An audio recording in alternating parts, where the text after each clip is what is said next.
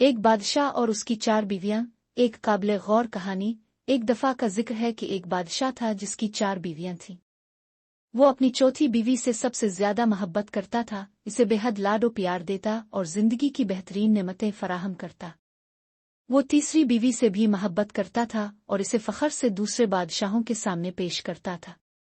دوسری بیوی پر اسے بے حد بھروسہ تھا۔ وہ اس کی سب سے قریبی ساتھی اور مشیر تھی۔ جب بھی بادشاہ کسی پریشانی میں ہوتا وہ اس کی مدد کرتی اور اسے مشکل وقت سے نکال لیتی۔ لیکن جہاں تک پہلی بیوی کا تعلق تھا وہ ہمیشہ نظر انداز کی گئی۔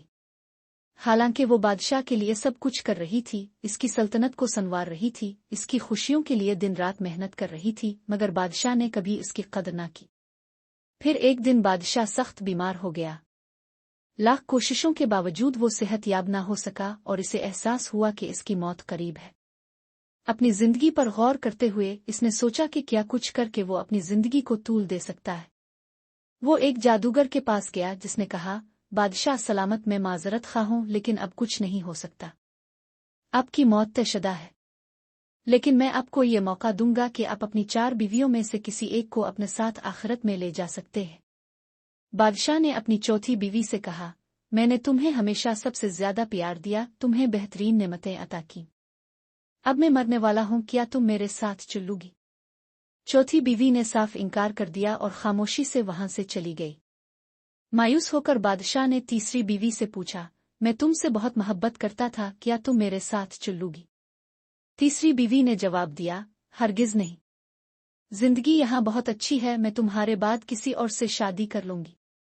پھر بادشاہ نے دوسری بیوی سے امید باندھی، تم ہمیشہ میری مددگار رہی ہو، کیا تم میرے ساتھ چلو گی؟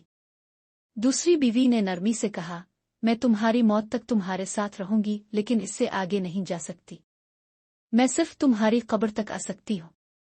یہ سن کر بادشاہ بے حد غمزدہ ہو گیا۔ پھر اچانک اسے ایک مدھم کمزور آواز سنائی دی، میں تمہارے ساتھ چلوں گی، جہاں بھی جاؤ گے میں تمہارے ساتھ ہوں گی۔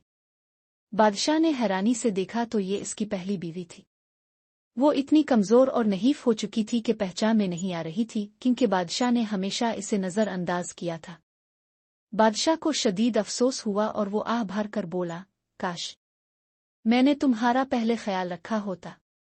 حاصل سبق، ہم سب کی زندگی میں یہی 4 بیویاں موجود ہیں۔ چوتھی بیوی ہمارا جسم ہے۔ ہم اپنے جسم کا سب سے زیادہ خیال رکھتے ہیں، اسے خوبصورت لباس اور زیورات سے سجاتے ہیں، لیکن جب موت آتی ہے تو ہمارا جسم ہمیں چھوڑ کر مٹی میں دفن ہو جاتا ہے۔ تیسری بیوی ہماری دولت اور دنیاوی آسائشیں ہیں۔ ہم اپنی زندگی بھر دولت اکٹھا کرنے میں لگا دیتے ہیں، مگر یہ سب ہمارے بعد دوسروں میں تقسیم ہو جاتا ہے۔